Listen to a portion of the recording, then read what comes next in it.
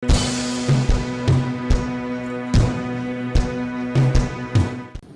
pertama dengan tema peningkatan mutu dan kualitas tugas akhir mahasiswa yang berbasis dan bebas dari plagiarisme.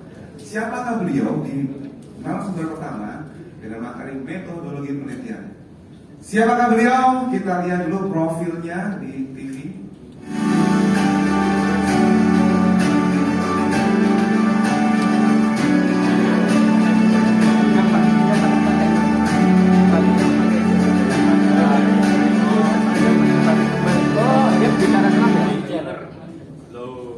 Langsung saja kita sambut Bapak Ajang Sopandi MKo.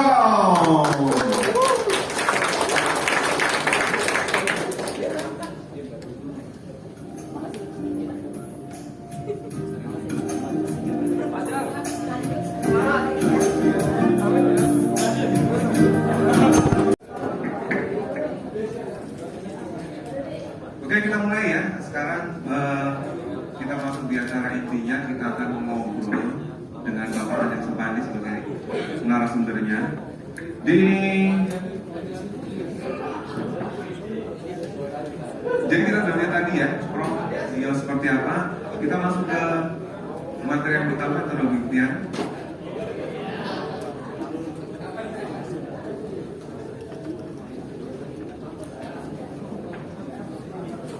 Apa kabar Bapak Ajang? Alhamdulillah baik. Gimana? Tadi kehujanan ya pagi tadi ya, lumayan ya. Lumayan dingin. Dari jam habis subuh kali sampai sini ya. Nginep deh. Oh gitu ya. Saya semangatnya mengisi acara ini ya. Oke, gimana? Apa yang bisa disampaikan buat teman-teman ini, buat teman-teman mahasiswa yang ada di sini, ya kan?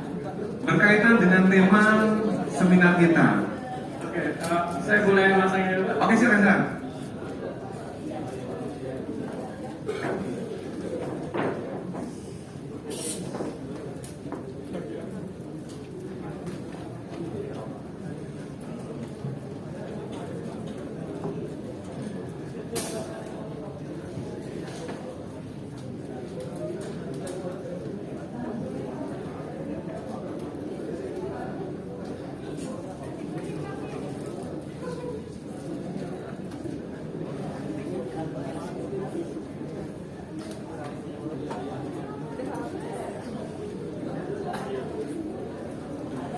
Oh ya, buat teman-teman mahasiswa di Teleinformatika ada tagline-nya, sudah tahu belum tagline dari informatika? Tagline-nya apa ya? Tagline-nya Teknik Informatika, Merdeka Belajar, Merdeka Berkarya. Saya akan bagi dari samping kanan dulu ya, ketika saya bilang Merdeka Teknik Informatika, Merdeka Belajar, gitu ya. Teknik Informatika. Oke, terima kasih Alwi. Samping kiri saya. Teknik Informatika. Salah satunya di situ saya semua jadi lemes di sini. Oh ya, di depan sini ya. Teknik Informatika. Mereka berkarya. Suaranya malu sama sih kayaknya. Oke ya, kita bareng-bareng ya. Teknik Informatika. Mereka belajar. Oke, kita lagi. Yang kedua, Teknik Informatika Merdeka Berkarya. Teknik Informatika. Teknik Informatika. Terima kasih. Tepuk tangan untuk Anda semua. Udah Pak Ajang? Udah. Oke, silakan Pak Ajang. Salam dulu. Oke, silakan. Oke, assalamualaikum warahmatullahi wabarakatuh. Izin dulu sama Bapak dosen, Bapak Ibu dosen yang ada di sini, Pak Ula, Pak Nasi, Pak Ali,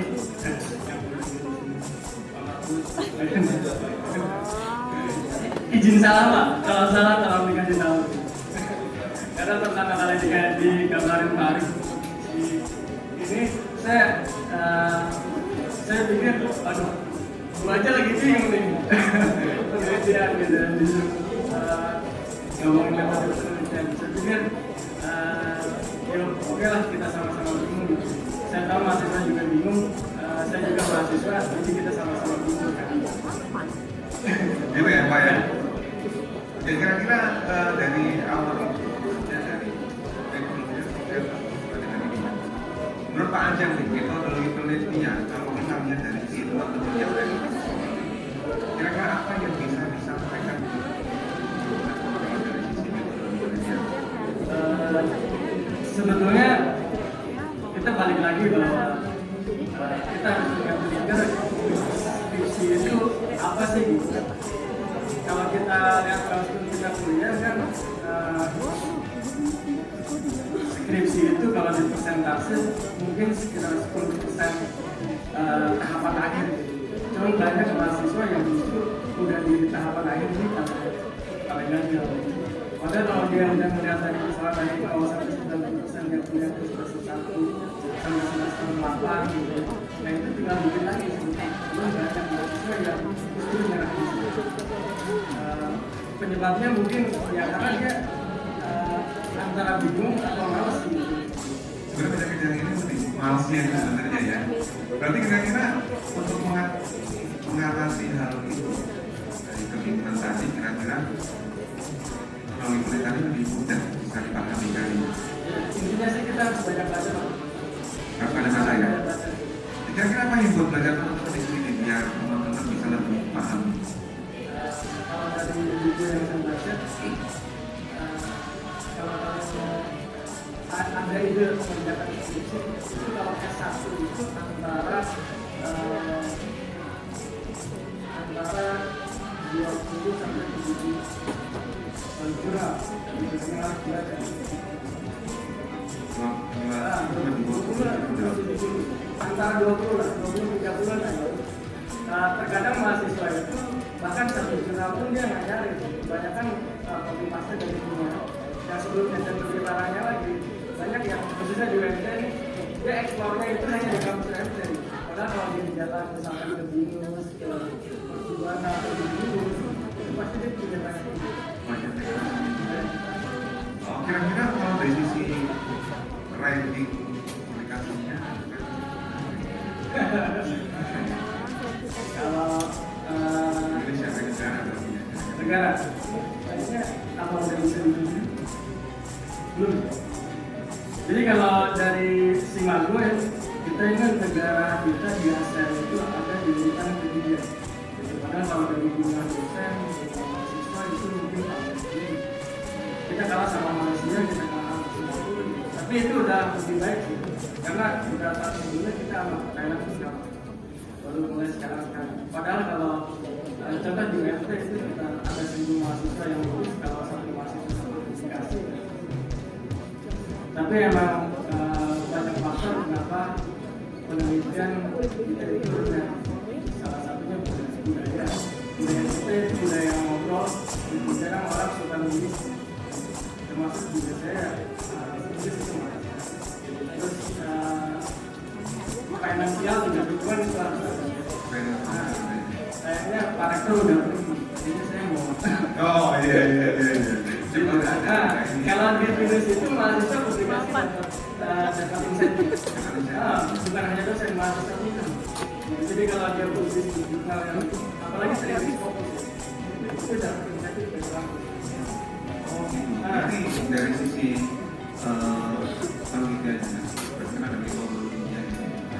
Kira-kira apa sih yang harus dilakukan buat teman-teman mahasiswa di sini? Metodologinya harus dilakukan dalam sisi penelitian itu sebenarnya. Jadi kita harus tahu dulu metodologi penelitian itu apa. Bedanya metode sama metodologi itu apa? Kalau metode itu cara untuk menghasilkan sesuatu. Kalau misalkan metodologi itu untuk mempelajari cara-cara menghasilkan sesuatu. Jadi kalau metode penelitian berarti ilmu yang mempelajari cara-cara melakukan penelitian, dan itu harus kita pahami, harus kita ekspor sebelum kita menulis skripsi. Skripsi atau skripsi? Sebetulnya sih kalau saya saranin mahasiswa itu fokusnya bukan ke skripsi tapi mungkin teman-teman di sini bertanya-tanya gitu, apa sih yang harus saya lakukan ketika saya ingin meneliti sesuatu atau melakukan penelitian? Yang pertama sih yang jelas kita harus tahu dulu masalahnya apa. Masalah penelitiannya. Jadi penelitian itu muncul karena ada latar belakang masalah, gitu ya. Latar belakang masalah timbul karena ada masalah kehidupan. Tapi tidak semua masalah kehidupan itu bisa dijadikan penelitian. Misalkan kenapa dulu? Tapi kan itu nggak bisa dijadikan masalah penelitian. Tapi beda hal kalau misalnya kita bikin penelitian, misalkan faktor-faktor penyebab seseorang sembuh. Nah itu bisa jadi. Jadi kita ada sebetulnya kita akan faktornya apa aja dan itu bisa jadi. Ya, sama kita kalau harus tulis. Kalau seandainya sekarang di teknik ini, kira-kira apa saja sih yang bagus? Kira-kira topik apa saja yang bisa diambil untuk melakukan penelitian? Apa saja kira-kira? kita sambil lagi. Jadi komputer saya. Ya.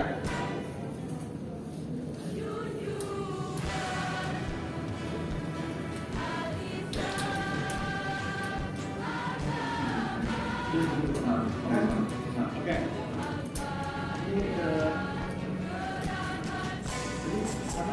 Penelitiannya ya, kira-kira apa aja sih yang tepat kira-kira untuk melakukan penelitian? sebetulnya ini di next chapter ada. Oh ya, jadi saya bikin dua slide presentasi. Tidak ada yang saya tampilkan, ada yang dibuat yang dibuat itu versi itu sekitar 100 halaman lebih. Jadi kalau seandainya saya nggak sempat kurangin, itu kalian bisa baca. Itu dari mulai proses penulisan dari bab 1 sampai bab 5, itu sampai tetap pustaka, terus sampai trik bimbingan juga ada. Jadi untuk topik penelitian, oke, nah ini kita ngomong ke tujuan penelitian. Jadi di situ, jadi kita akan bahas sebetulnya metode penelitian itu banyak, luas, tapi kita akan fokus gimana caranya membahas metode penelitian untuk penulisan skripsi. Nah, ini sekarang tujuan penelitian. Tujuan penelitian itu harus ini satu tujuan dan satu manfaat. Jadi yang tujuan penelitian itu harus ada kontribusi terhadap pengetahuan. Kalau manfaat itu, nah itu harus dirasakan. Jadi mohon maaf, kemarin saya sudah ngobrol sama Pak Arif. Jadi ada yang kebalik nih di buku panduan. Dari buku yang saya baca, sementara kalau di buku panduan itu manfaat itu harus berkontribusi terhadap pengetahuan, tapi kalau di bukunya, di buku yang saya baca itu justru manfaat tujuannya yang harus ada kontribusi.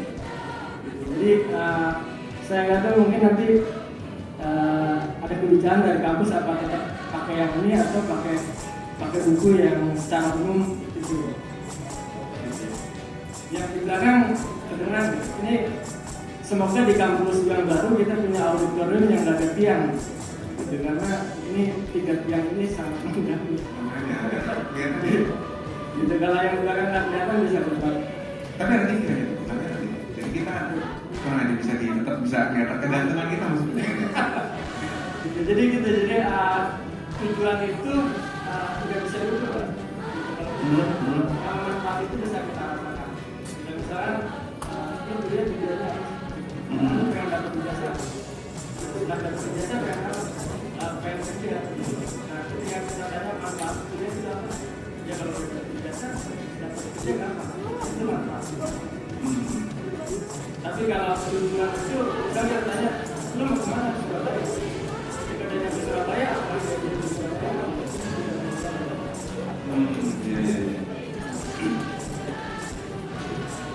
Kira-kira dari sisi kita sudah tahu dari sekolah sudah kan klasifikasinya bagaimana?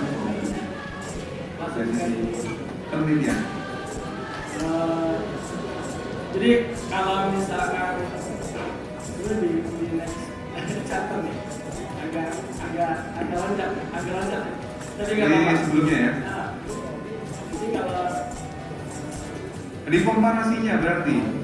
Ya, jadi di IT itu ada kalau di kita ini di negara kita panggilnya dengan sistem informasi dan dengan teknik informatika. Jadi sebetulnya ada bisa bisa dibikin halaman 2 halaman halaman 28 Mas Operator. Nah, di sini jadi ada komputer engineering, ada informasi sistem, ada computer science, ada software engineering, ada informasi teknologi. Nah, secara penelitian itu dia dibagi dua besar, jadi ada informasi sistem, ada computer science. Dimana yang informasi itu dikatakan anak kerja sama kalau computer science itu anak CS sama. Nah, di slide berikutnya itu nanti diterangkan dia itu harus ngapain aja sih. Nah, jadi computing curricula tahun 2005. Nah, ini bisa dilihat semakin ke kanan dia semakin aplikasi berkembang. Jadi kebanyakan praktek gitu ya. Kalau semakin ke kiri dia kebanyakan teori. Nah, jadi cara bacanya ini anak CS, anak IPS, anak SE, anak IT. Nah, itu di dalam itu apakah ini anak SE itu yang komputer gitu. Jadi semakin ke atas ini semakin ke organisasi, semakin ke bawah semakin ke hardware gitu ya, arsitektur, software method. Nah, ini yang tengah ini dia harus menguasai software gitu. Nah, kalau dari irisan ini semua bidang di IT itu dia harus bisa software gitu. Makanya kalau kita ngambil kuliah di TI tapi nggak bisa program itu sebuah kesalahan. Jadi gitu.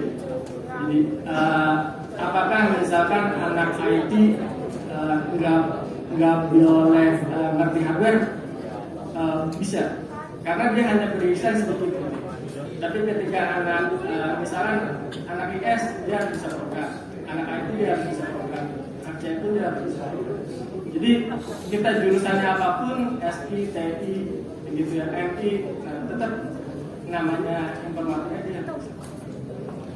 Minimal sebagai basicnya, dasarnya. Ya, gitu. Tapi skripsinya nggak harus bikin program. Kadang kita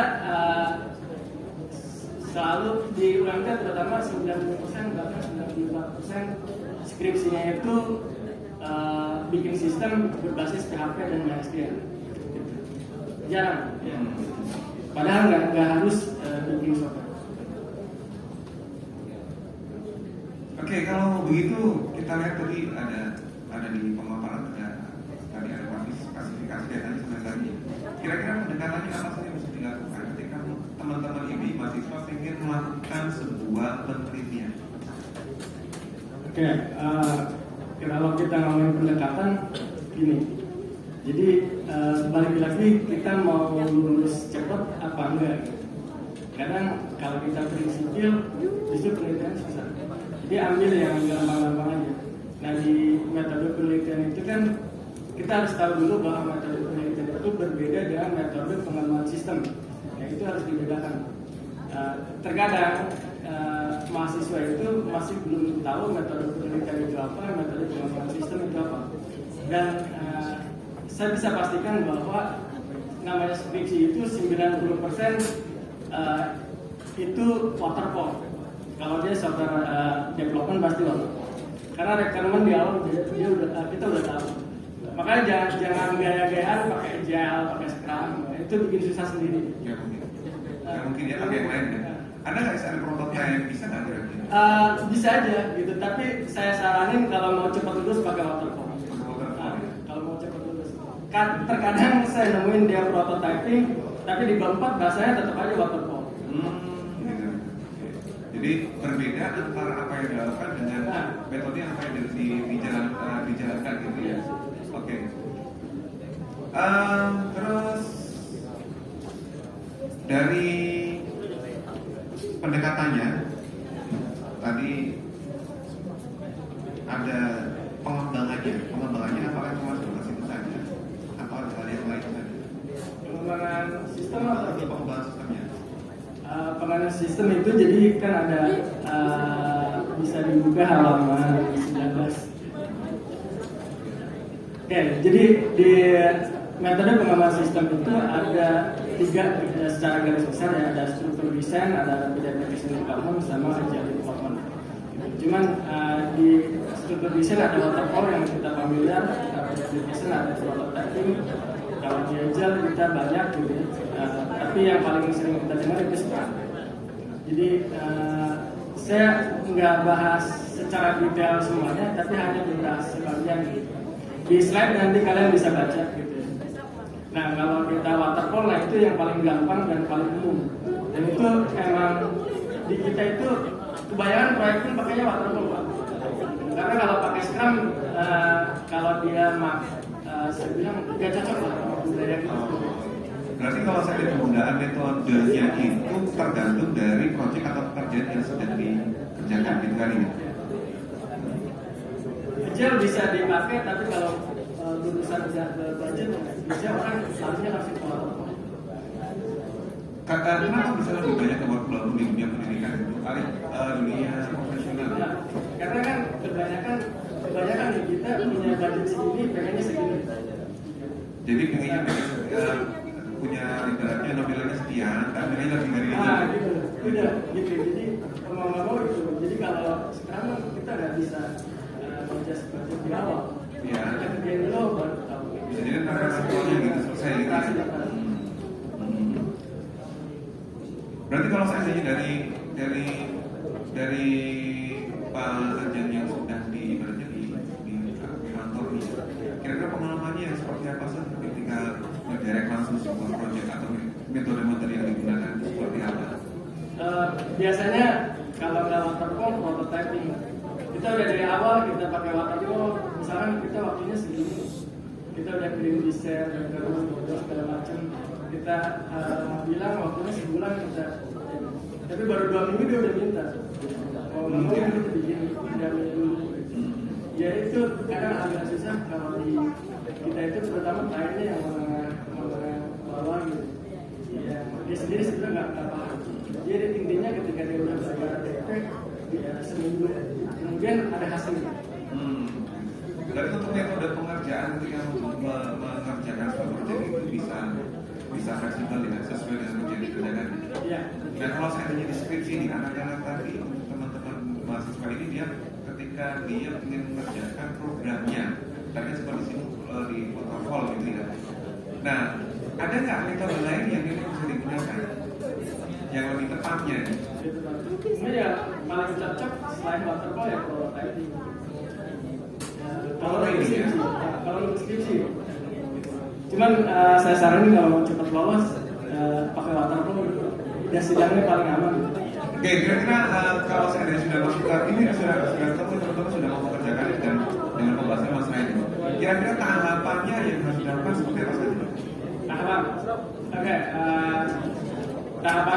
Tahapan penulisan itu kita ngikutin dari buku, di slide dikasih tahu. Cuman kalau misalnya tahapan penelitian yang pertama yang harus kalian lakukan adalah jalan-jalan ke kampus-kampus gitu. Jangan cuma di UMT, cari sumber inspirasi, judulnya mau apa sih? Karena gaya penulisan tiap kampus beda-beda, jadi kalian bisa punya wawasan gitu.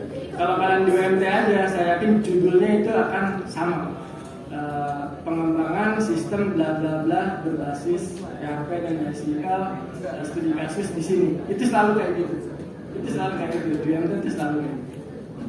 Kira-kira apa yang harus apakah dia harus dirubah dan juga dia atau seperti apa yang terjadi? Ya, ini balik lagi ke kita juga, ke dosennya juga gitu. Kalau apakah kita mau berubah atau tetap seperti itu. Padahal kan skripsi itu nggak harus bikin sistem, bisa pakai jaringan, bisa pakai multimedia gitu. Bahkan kalau kalian mau pakai Excel pun nggak masalah sebetulnya, selama kontribusi ke pengetahuannya. Asalkan dia nggak mabuk aja lucu. Iya. Sebenarnya kalau dari sisi metode seperti mau digunakan dengan tepat maksudnya ada masalah. Kan gitu ya sebenarnya. Tapi bisa jadi ada mungkin kalau di kampus kan ada beberapa aturan yang cuma harus dilakukan meningkatkan itu ya. Jadi ada upaya-upaya lain. Nah, ketika upaya itu dilakukan, ada nggak mungkin dari Pak Ajeng bisa memberikan advice? Kira-kira apa yang sudah dilakukan ini untuk bisa menunjang biar anak-anak itu biar atau teman-teman mahasiswa biar lebih apresiasi lebih penelitian? Yang pertama sebetulnya kalau kita penelitian dari kampusnya juga harus ada reward. Ya artinya yang tadi saya bilang kalau di Indonesia itu kalau kita publish di jurnal kita dapat insentif. Di UIN pun sama, di Mercubuana sama. Gitu. Jadi di UIN itu dari satu publish jurnal ya Sinta itu 500.000, nggak gede tapi lumayan. Gitu. Bahkan ada teman saya kemarin yang saya publish jurnal P3 itu biaya publishnya 8 juta, diganti dari kampus itu setengahnya 4 jutaan. Dan itu saya rasa di UIN itu belum ada. Jadi agak-agak kalau kita bilang suruh semangat agak bingung juga ya, gitu. Karena saya juga agak gimana gitu. Gitu. Nah itu pertama sih. Cuman yang kedua sebetulnya itu bisa diakalin, kita cari jurnal-jurnal yang masih gratis. Secara Sinta mungkin levelnya di Sinta 3. Oke, kalau saya lihat nih bisa buat teman-teman nih. Kira-kira dari teman-teman ini semakin mereka bisa berbuat KP. Nah, kira-kira di KP itu yang pertama mungkin teman-teman masih belum tahu apa yang harus dilakukan. Yang kedua di bab 1 biasanya di bab 1 ini masih ngeblend. Kira-kira bagaimana kira-kira yang harus dilakukan buat teman-teman ini? Oke. Ini kalau di bab 1 itu kan urutannya selalu ini.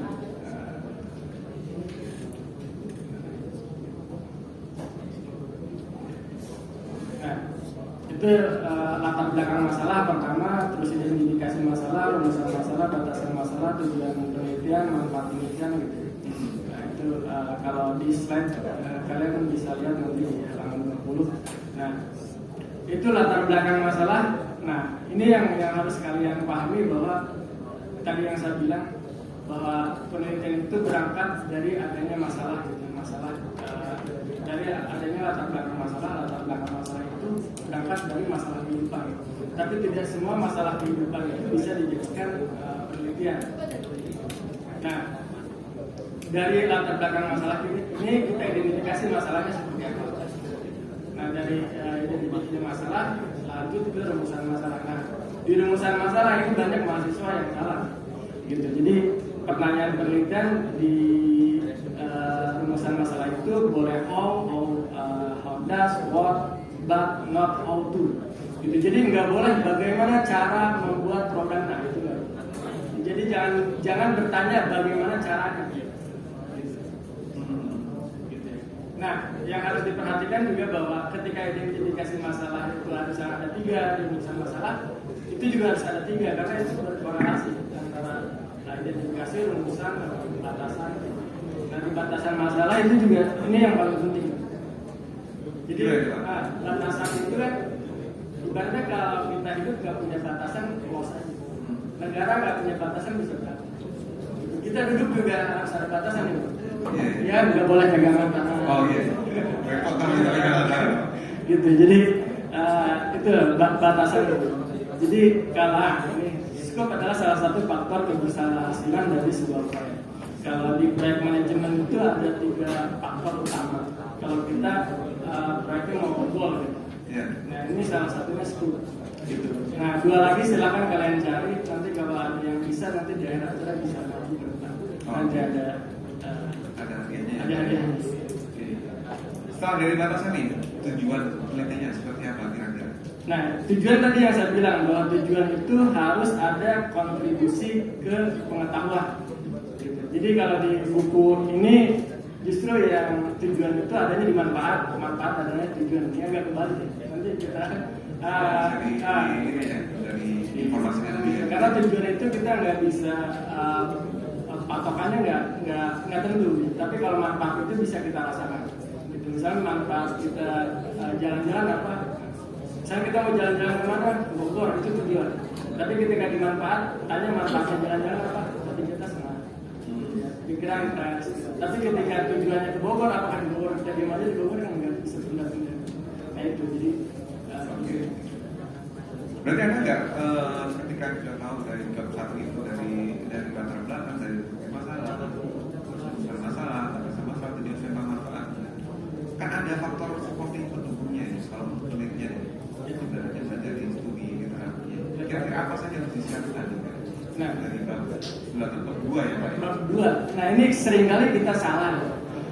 Sebenarnya nggak salah sih. Maksudnya maksudnya kebanyakan di bab 2 itu orang isinya dengan daftar istilah atau daftar pengertian ini, pengertian itu. Nah seharusnya di bab 2 itu berisi dengan literatur penelitian. Jadi kita ambil minimal 3 sumber penelitian sebelumnya yang berkaitan ya. Nah nanti dari ketiga itu kita tarik kesimpulan, nanti yang dinamakan state of the art dari penelitian itu. Jadi sebetulnya kalau di bab 2 nggak ada daftar istilah pun nggak masalah sebetulnya. Jadi makanya ada skripsi yang tipis tapi bisa lulus ya. Jadi dia ngebuang sesuatu yang nggak wajib. Cuma masalah istilah atau penelitian aja ya. Lebih ke penelitian saya sebelumnya yang sudah ada tinggal di pengembangan lagi gitu ya. Dan kita juga keseringan salah dalam penulisan. Jadi kalau misalnya kita punya bukunya langsung, baru konten ini di buku ini halaman ini. Tapi kalau kita lihat dari buku orang, dia nyadar lagi, berarti kita harus menuliskannya bahwa berdasarkan ini dalam ini. Oh, berarti itu walaupun ini syaratnya sudah berbeda ya? Syarat ya? Beda. Oh iya. Pentingnya syarat di situ saya. Ada lagi ya, misalnya bisa ya, intinya kalau kita nulis skripsi itu dari mulai latar belakang sampai kesimpulan saran itu harus nyambung. Harus nyambung ya antara dari awal ke belakang sampai manfaatnya sampai seperti apa ya. Terus di sisi tadi ketika teman-teman pengen menjalankan langsung di metode penelitian tadi, kalau di desain penelitian. Nah, di desain penelitian itu tahapannya apa saja? Apa yang dilakukan?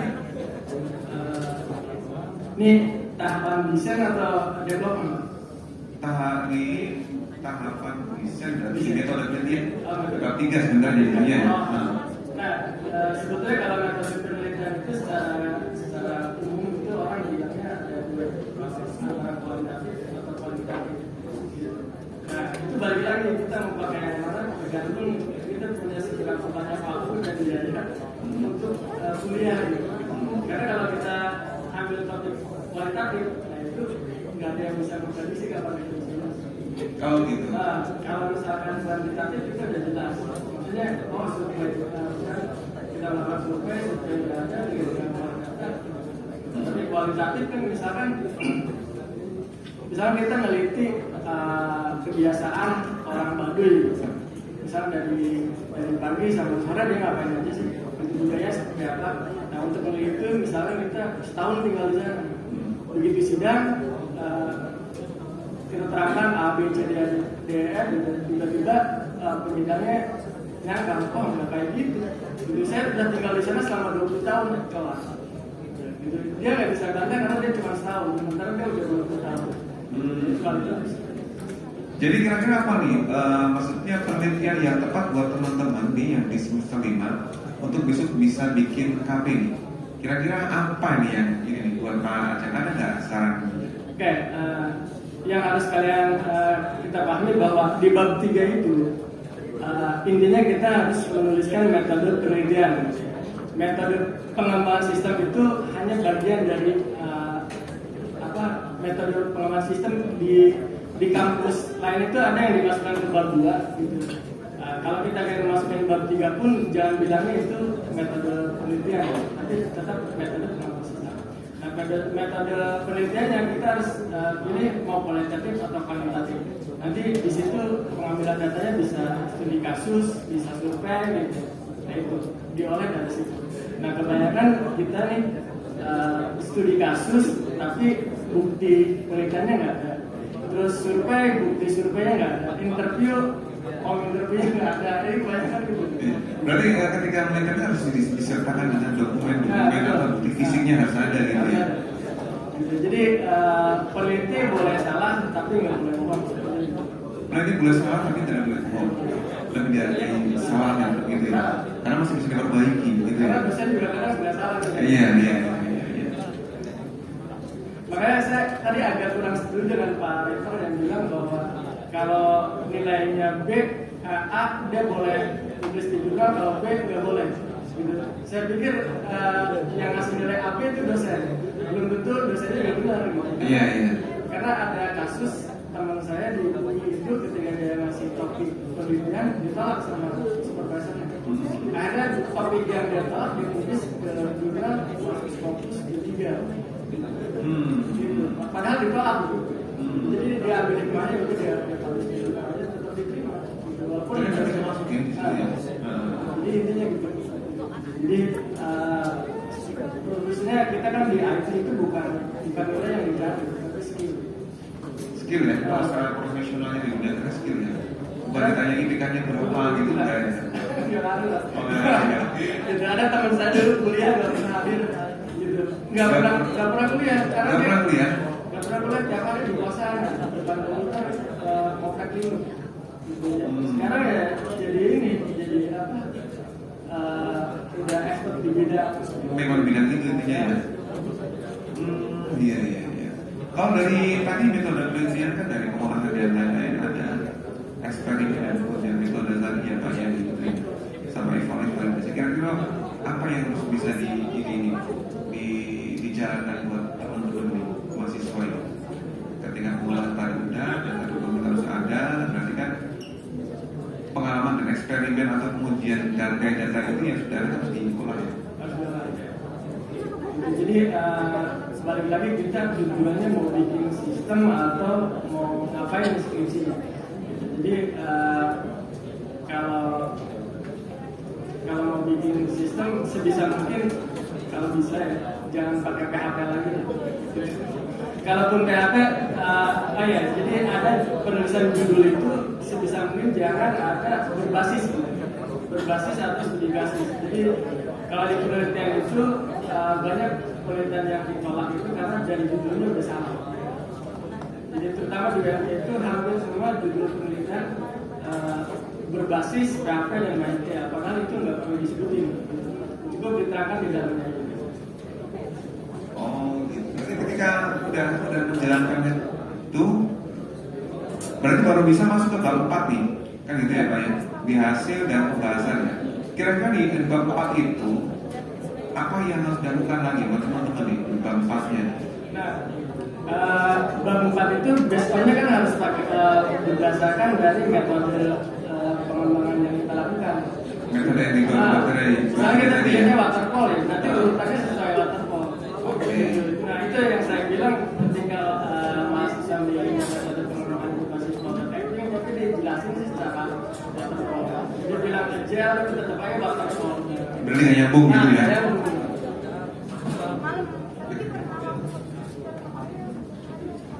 Ya jelas ya. Kita ganti pakai ini ya. Oke. Digeser. Oke.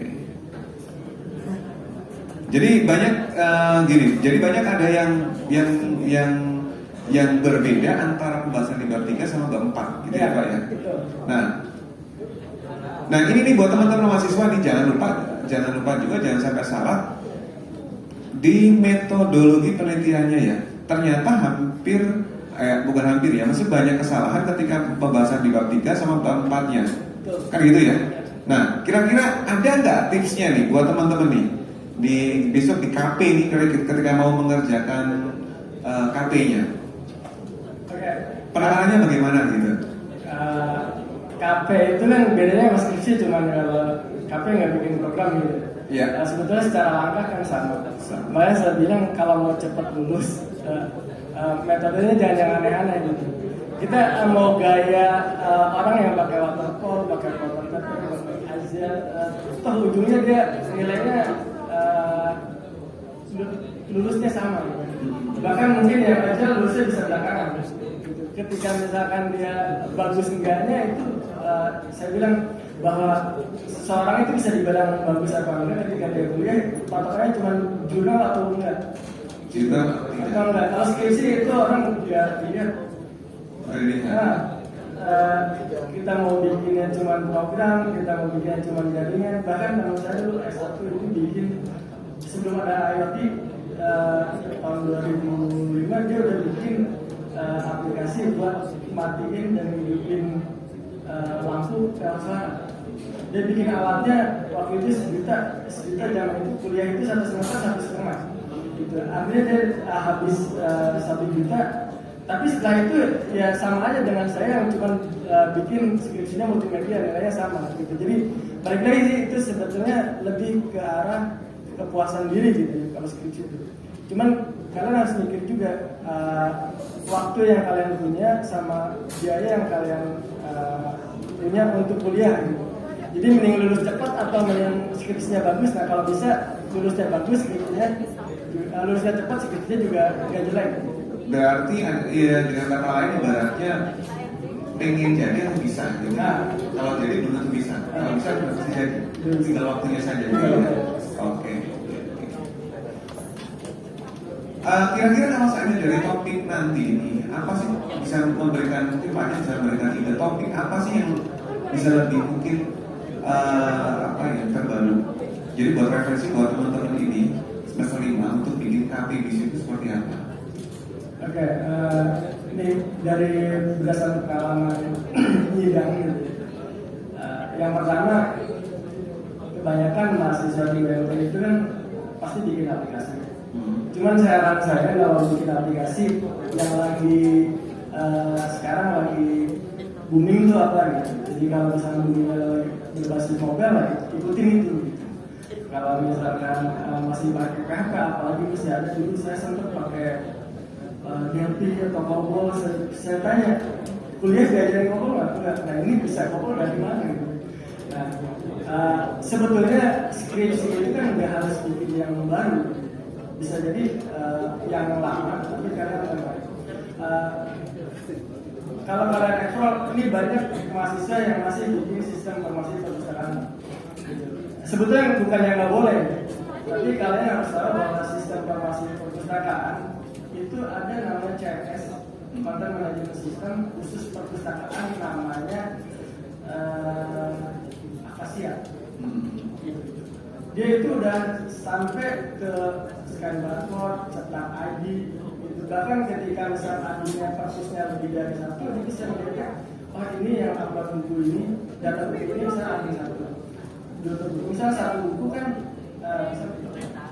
satu buku judulnya sama, misalnya bisa ada 10. Yeah. Nah itu yang apa tuh misalnya 5 buku admin A, 5 buku lagi admin B, nah itu bisa, dia bisa ngomongnya bisa.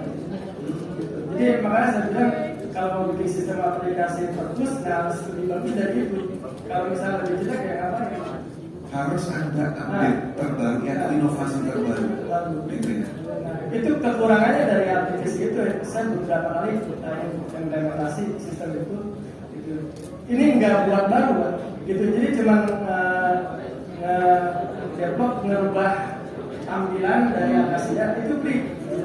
Tapi ketika kita ubah tampilannya, misalnya jadi tampilannya UMT dari tampilan saya implementasi di Poltekkes Pertamina itu 30 juta, cuma ngedit tampilan aja, gitu. Jadi karena itu udah semua udah ada, cuma kelemahannya dia belum bisa mendetek judul. Jadi kalau judul kita ikut misalkan kalau buku panggilan ada spasi 2 sama spasi 1 dibacanya udah. Padahal judulnya sama, nah itu kelemahan. Mereka yang ada karakternya doang. Nah, kalau kita nggak deskripsinya bisa ngatasin masalah itu, nah itu udah jadi penelitian yang baru. Oke, ada lagi ya yang disampaikan. Kalau di kesimpulan dan saran nih, Azhar. Kesimpulan saran. Kesimpulan dan saran. Jadi di bab pribadi dan dia. Oh, nah kesimpulan itu harus dari jadi identifikasi masalah, rumusan masalah. Nah, kesimpulan itu harus bisa menjawab rumusan masalah itu, karena rumusan masalah itu pertanyaan. Gitu. Jadi kesimpulan itu harus bisa menjawab. Jadi kalau misalnya rumusan masalahnya 3, kesimpulannya harus ada 3 dan itu masing-masing berhubungan. Itu yang paling aman kalau mau skripsi kita lolos. Paling aman di kesimpulan itu bisa menjawab rumusan masalah. Ya, rumusan masalahnya dia berarti kesimpulannya 3 gitu ya. Oke, kalau seandainya nih rumusan masalahnya 2, tapi dia menjawabnya 3 ya kesimpulannya, bisa nggak? Berarti dia ada yang salah dalam rumusan masalah gitu. Ada yang salah dan ada yang salah. Sebaliknya juga sama ya, rumusannya banyak tapi dijawab sebaliknya 1. Nggak bisa ya? Nggak bisa, kecuali ya.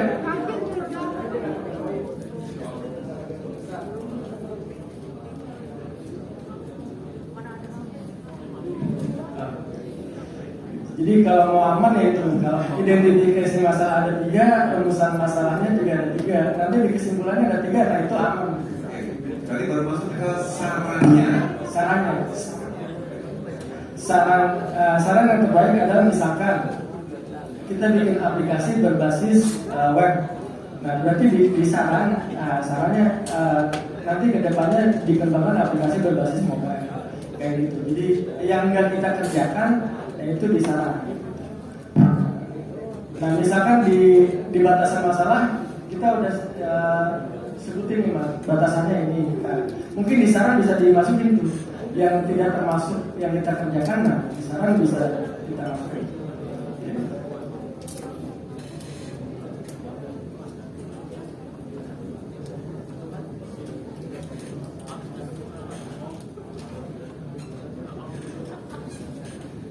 Jadi,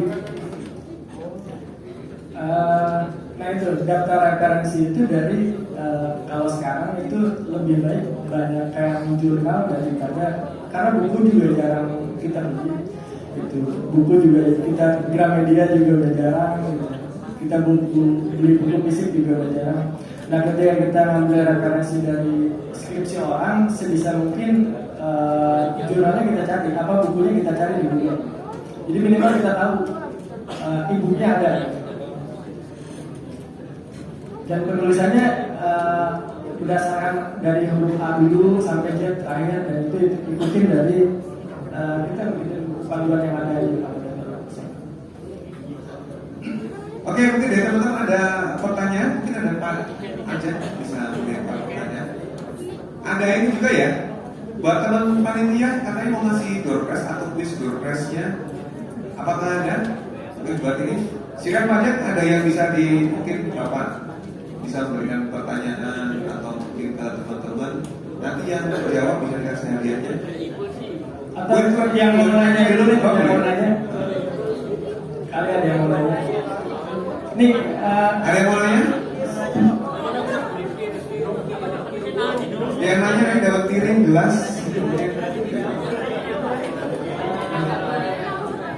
Boleh. Oke Pak Jack, mau turun, mau masuk ke anak-anak juga. Pak Hos boleh nanya nggak? Kalau dosen. Boleh. Tapi nggak ada piring, door prize ya. Door prize nanti piring, gelas sama ini. Apa panci kali ya? Oke silakan, Pak Didi silakan. Makasih buat host yang datang. Kecenya juga dari Pak Didi. Oh, iya. Dan Pak Hanya yang super keren. Oke, perkenalkan saya Lydia Hamzah, dosen Fakultas Teknik Informatika. Ingin bertanya, ini KP ya, terkait dengan KP. KP dan skripsi juga sih. Nah, kan kalau kita di KP atau skripsi itu kan, kalau mau KP skripsi itu kan kita disuruh cari dari perusahaan. Cari perusahaan buat tempat kita melakukan penelitian. Nah, kalau di UMT itu kan sistemnya kita sudah menentukan judul dulu, ya kan, baru nanti kita mencari tempat penelitian kan gitu ya.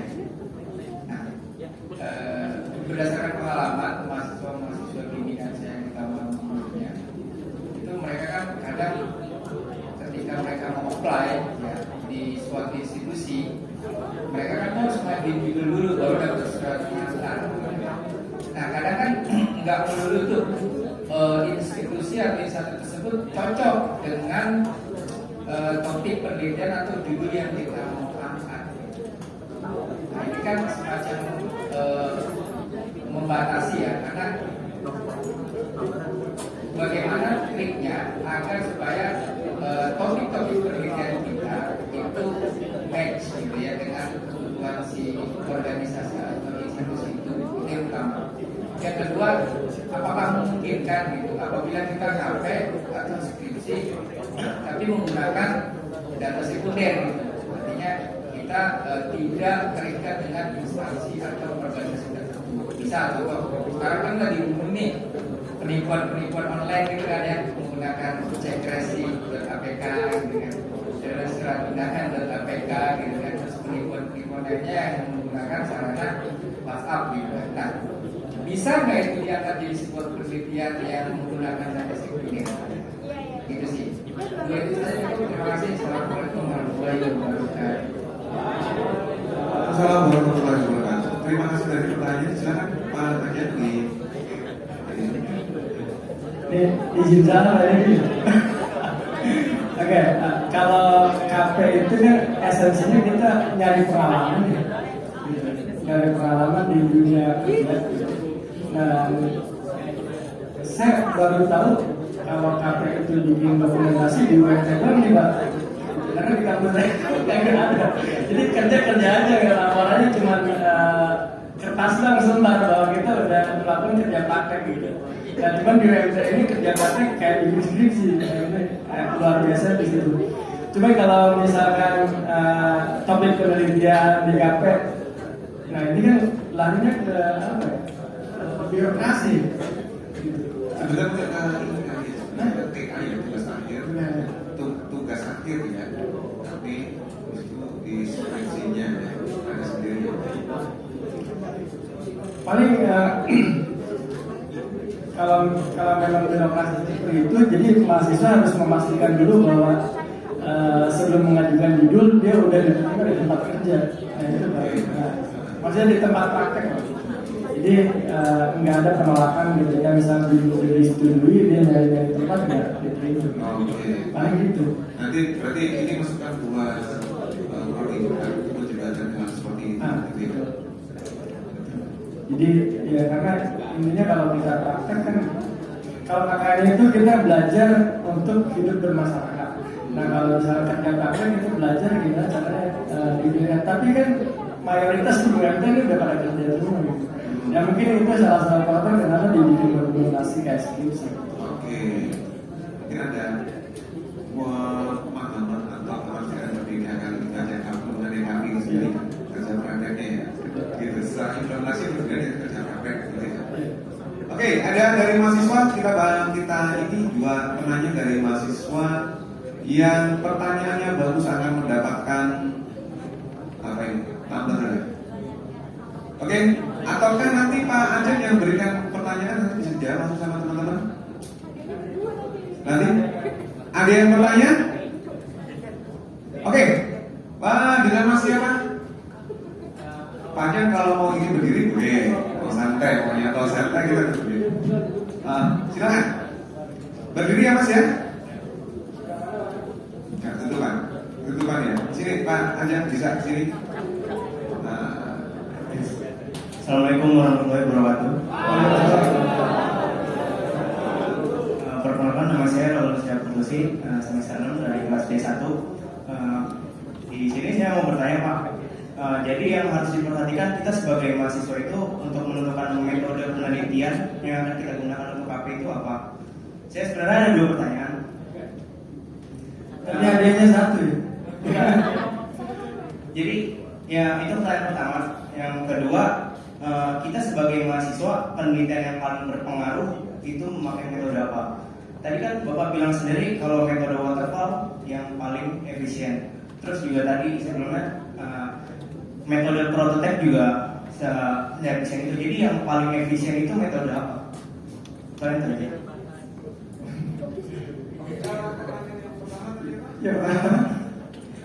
Yang harus diperhatikan kita sebagai mahasiswa untuk menentukan metode penelitian Menentukan metode penelitian ya. yang akan kita gunakan nanti untuk KP. Oke, silakan Pak Ajeng, metode apa yang baik untuk dilakukan metode apa? Ini saya mau cerita dulu ya. Bahwa saya itu udah hampir setahun kuliah saya mantap dalam hal penelitian. Jadi awalnya saya melakukan penelitian itu dengan metode combine antara kualitatif dengan kuantitatif. Tapi ketika saya ngobrol dengan supervisor saya, dia bilang kampus ngewajibin nggak untuk combine metode penelitian gitu. Saya bilang enggak. Ya kalau enggak pakai kuantitatif aja, ngapain pakai kualitatif. Jadi ada satu slide sebetulnya saya agak kelewat ya, bisa. Nah, ini dia.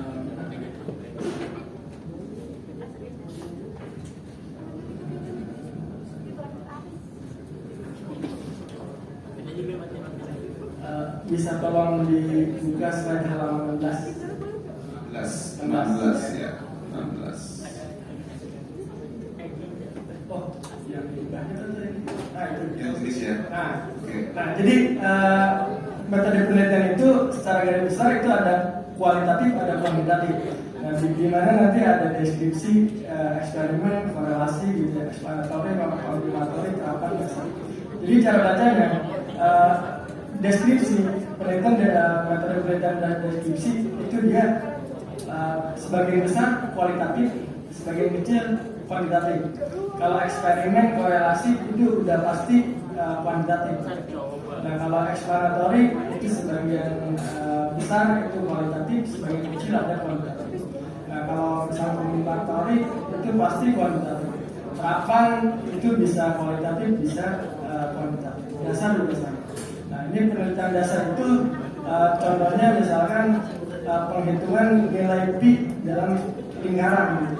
Nih, yang kita tahu nilai pi itu 3,14 dari SD sampai sekarang 3,14. Tapi ketika ada orang yang meneliti, oh ternyata bukan 3,14, 3,15 gitu. Dengan misal bukti-bukti yang konkret, nah itu bisa berubah semua. Jadi yang di atasnya itu bisa runtuh semua, makanya itu disebutnya dasar. Nah, kita balik lagi, kita mau pakai yang kalian perlu ketahui. Kalian nggak usah mikirin deskripsi eksperimen korelasi, itu nggak perlu dipikirin atau nggak perlu dipahami. Cukup dua aja, mau kuantitatif atau kualitatif, gitu ya. Itu pahaminya gitu. Kalau kuantitatif itu kita bisa pakai survei, terus interview untuk pengumpulan datanya. Kalau kualitatif itu yang tadi saya bilang bahwa contohnya, misalkan grup band Noah itu enak didengar. Kenapa? Karena suaranya itu kualitatif. Tapi ketika kita ngomongin kuantitatif, grup band Noah itu berkualitas. Karena faktor-faktornya disebutin. Misalnya suaranya bagus, sakitnya bagus, gitu. Jadi ada beberapa faktor dan itu harus didata, dikirim surveinya gitu ke masyarakat. Apa aja gitu. Jadi berdasarkan data, atau metode penelitian. Gitu. Jadi kalau kalian mau cepat lulus, ya itu pakainya yang udah pasti. Kenapa pasti? Karena ketika kita survei, datanya ada, kita tinggal ngolah. Gitu. Kalau kualitatif ya kita harus di tempat dulu, gitu ya. Nah itu debatable lah. Gitu. Kalau kualitatif, itu yang tadi saya bilang, nggak bisa contoh misalnya masyarakat Baduy kehidupannya seperti apa sih? Gitu. Kita setahun di sana tinggal untuk meneliti kebiasaan masyarakat Baduy. Ternyata pasti tidak, gitu ya. Penyidang kita tinggal lebih lama daripada kita, bisa 20 tahun di sana, jadi dia bisa lebih tahu. Nah itu banyak nanti bisa mentah lagi, nah itu kualitatif. Jadi subjektif, makanya kalau kualitatif itu nggak ada hipotesa, gitu. Jarang yang pakai hipotesa. Nah, terus yang paham nggak? Ini menjawab pertanyaan nomor 1.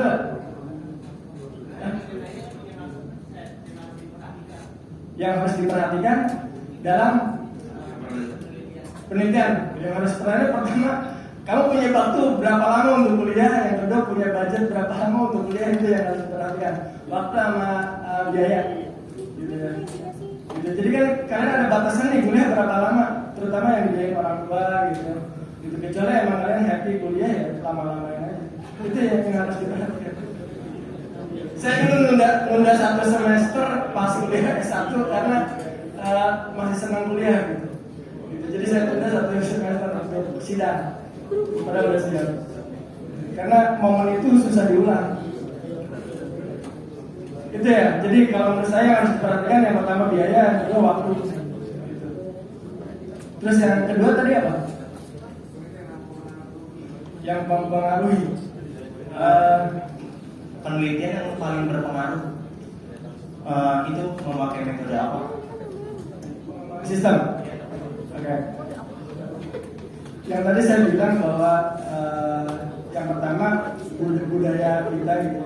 Kalau di dunia yang saya alami gitu, ketika saya dapetin proyek, kayak contoh nih, yang saya dapetin proyek bikin websitenya PKR waktu ada gempa di Palu. Nah itu waktunya pengembangan sistemnya itu sekitar 3 bulan, tapi itu mundur hampir 1 tahun gara-gara gempa. Gitu. Jadi gara-gara gempa itu orang-orang yang di PTR stop ngurusin sistem dulu, dia fokus ke gempa yang di sana karena ada salah satu anggota bangsa sana, maksudnya sumber daya alamnya yang di sana ikut hancur. Nah mau nggak mau kan kita harus stop karena pemerintahnya nge-hire dari luar, bukan orang di dalam. Nah kalau kita ngomongin mana yang lebih cocok, itu tergantung kebutuhan. Tapi yang saya bilang tadi bahwa kalau untuk skripsi itu yang paling gampang dan saya yakin paling cepat lulus gitu itu pakai waterfall. Karena kalian tahu requirement di awal itu seperti apa. Gitu. Misalnya kebutuhan yang harus kalian buat itu seperti apa. Gitu. Di awal itu harus tahu. Gitu. Dan itu yang paling mudah dilakukan. Gitu, waterfall. Gitu. Cuman yang harus kalian konsen bahwa waterfall juga ada macam-macam. Ada yang sampai maintenance, ada yang sampai cuma deployment. Gitu. Maintenance-nya nggak ada, tergantung referensi yang kalian pakai siapa. Jadi jangan salah. Gitu aja. Oke, baik Bob. Perlu dikasih sekarang apa nanti? Sekarang dong. Ya, oke. Bisa balik ke depan? Depan. Oke, ada satu lagi penanya yang mau bertanya.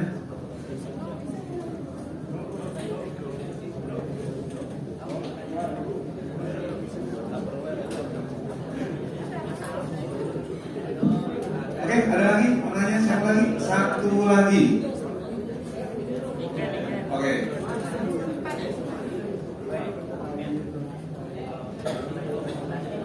Salaman, biar ini.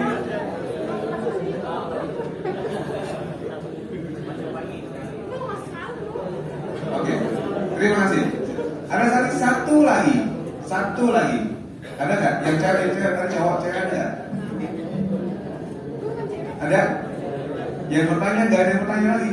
Kalau nggak bertanya bisa kita tanya nih. Ada lagi?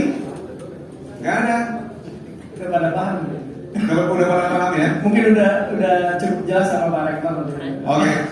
Tadi ada mungkin ya ada yang bisa disampaikan mungkin buat motivasi dan saran buat teman-teman di semester 5 Pak Anjan. Oke. Jadi tadi yang saya bilang bahwa kita itu kalau mau cepat lulus, ibaratnya skripsi itu proyek gitu. Dalam manajemen proyek itu ada 9 knowledge area, tapi yang utama itu ada 3 yang harus kita perhatikan. Yang tadi saya sebutin ada scope gitu. Itu scope itu batasan. Nah, 2 laginya itu kalau kita terapin benar-benar itu skripsi kita akan selesai tepat waktu dengan kualitas yang bagus. Dan itu bukan cuma deskripsi tapi bisa jadi dalam kehidupan kita. Nah, 2 faktor ini kalau ada yang bisa jawab, saya kasih hadiah. Selain scoop ya. Satu. Siapa yang jawab satu? Tuh, siapa lagi tuh? Tadi saya udah sempat ngomongin sih kalau kalian mau. Ada? Atau saya tidak bertanya? Oke? Angkat tangan. Ada lagi? Angkat tangan? Jadi ada 3 Masih faktor. belum? Ada 3 faktor yang menentukan sebuah proyek itu goal atau tidak, berkualitas atau enggak. Gitu. Yang pertama itu scope tadi kita ngomongin. Yang kedua ada yang menyebut, boleh lihat Google. Ditunggu ya, 3 menit ya. Ya.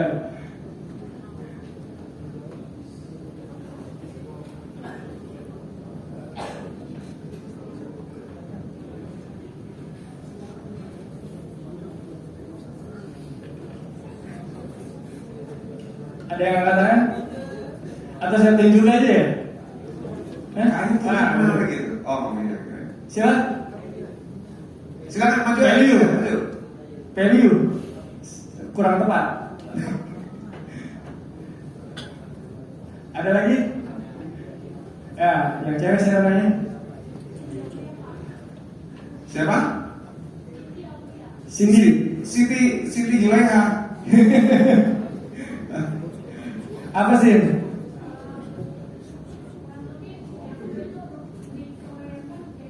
Requirement. Yang pertama masuk tadi, yang dua faktor ininya requirement gitu ya. Iya, karena kan sebuah penelitian ini bisa terjadi atau bisa dibahas, yaitu pertama kan ada skop, ruang lingkup, dan yang kedua itu permasalahan yang terjadi sama kebutuhan apa yang bisa kita jelaskan nantinya di sebuah penelitian itu. Oke, gimana Pak Jan? Ada lagi yang mau mau menambahkan lagi? Ada yang mau nambahin lagi ya? Ada yang mau nambahin lagi ya? Ntar hadiahnya bagi gua nggak apa ya? Gak apa-apa, gak apa-apa. Oke, ada lagi? Nanti ada hadiah dari saya. Yakin Ada. nggak ada lagi? Ini Rahisal. tadi pas siapa yang nanya saya sempat ngomong. Nah, Yang pertama nanya itu saya sempat ngomong. Faktor apa yang harus dia perhatikan? Saya sempat bilang. Apa ya? ya, Waktu dan biaya, Pak. waktu dan biaya. Benar deh. Waktu dan biaya. Oh sini mas.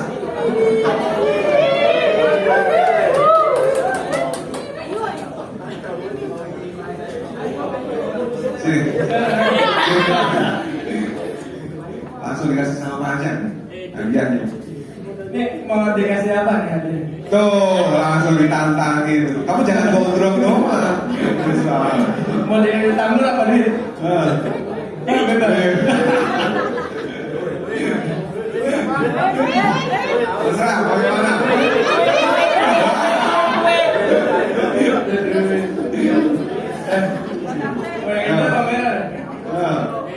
Tuh.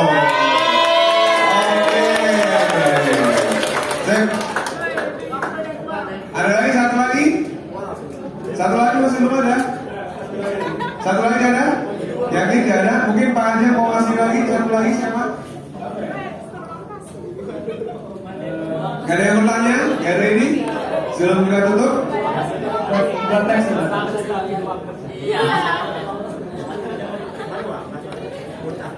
Udah. Ada? Oke, nggak ada ya. Mungkin boleh dikasih ekspres sedikit lagi Pak Aja, mungkin sebagai penutup, kata-kata penutup untuk hari ini. Oke, sebagai penutup ya. Tadi yang saya bilang bahwa kita hidup itu harus ada batasan. Yang pertama, jadi kalau kita mau sukses, bukan sukses itu ukurannya beda-beda gitu. Intinya kalau kita mau bahagia, kita bahkan nggak punya duit pun bisa bahagia. Tapi yang pertama kita harus punya batasan jelas. Kita pacaran harus ada batasan. Pacaran kita hidup harus ada batasan. Nah selain batasan kita harus tahu nih budget gitu ya. Kita harus budget, ketika misalkan gaji kita 5 juta sebulan, gaji kita 10 juta sebulan, nah kita harus punya batasan. Kita mau punya apa nih? Dalam setahun, 2 tahun, 3 tahun, 4 tahun, 5 tahun. Gitu. Jadi waktunya kita terbuka. Jadi ada 3 hal yang harus kita perhatikan kalau kita mau hidup berhasil gitu. Jadi pertama scope, yang kedua budget, yang ketiga apa gitu. Makanya saya memaksakan bahwa kalau usia gue segini gue harus punya S3 gitu. Jadi saya maksain gitu. Ketika misalkan di tahun 2018 saya ada tabungan, terus saya bilang sama istri kita mau ganti mobil atau bangun rumah gitu, bangun rumah aja. Jadi itu harus batasan. Gitu. Jadi batasan sama pengaturan keuangan, terus waktu. Dan itu berlaku dalam kehidupan, bukan cuman di proyek gitu ya. Kalau kalian misalnya pacaran, kalian harus punya batasan, kalian harus punya target kapan nikah gitu ya. Nah untuk nikah itu kan kita harus ada biaya. Sama, ketika skripsi pun gitu. Kita harus punya target kapan harus lulus, nah, batasan skripsinya sampai mana. Jadi 3 faktor utama itu kalau kalian implementasikan dalam kehidupan, saya yakin apa yang kalian cita-citakan tercapai. Itu gitu. Terima kasih Pak Ajan. Untuk pertemuan untuk sesi awal di seminar hari ini, nanti masih ada sesi yang kedua ya, masih ada sesi yang kedua ya. Oke, saya akan tutup sekian seminar dari Sertif di sesi pertama. Sebelumnya saya sebagai pemandu acara semoga banyak terima kasih dan mengapresiasi sebelumnya buat para peserta. Tepuk tangan untuk kalian semua. Dan kami mewakili dari panitia dan ada disupport dari BTSI mengucapkan mohon maaf apabila masih banyak kekurangan. Dan kita akan lanjut lagi di sesi kedua. Tapi sesi kedua nanti ada Pak Deddy. Sebelum sama untuk acara ini ada Pak Deddy untuk memberikan informasinya. Kurang lebih dari saya itu yang bisa saya sampaikan. Terima kasih. Wassalamualaikum warahmatullahi wabarakatuh.